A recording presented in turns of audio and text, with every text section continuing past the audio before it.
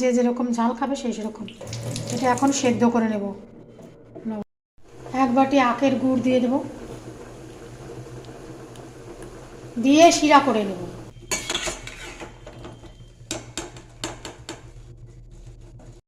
সেদ্ধ করে রাখা আমলকিগুলো এই যে গুড় আর তাল মিশ্রির মিশ্রণে ঢেলে দেবো।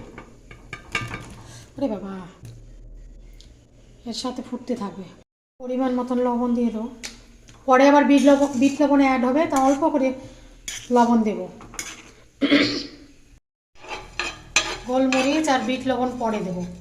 মেথি, মৌরি, জিরে, ধনে একসাথে ভেজে নিচ্ছি,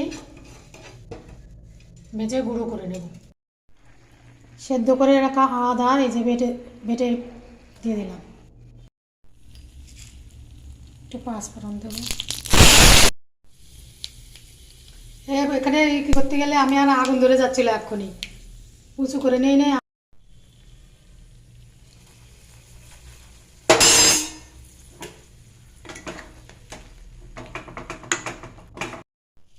গুঁড়ো মশলাগুলো দিয়ে দিলাম।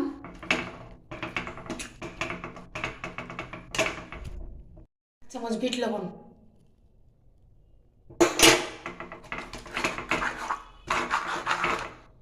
কাঁচা লবণটা একটু কম দিতে হবে, বিট লবণটা লাগবে তো ওর জন্য। এই যে আমার হয়ে গেছে আমলকির আচার রেডি। সামান্য একটু লেবুর রস দিলেও ভালো লাগবে।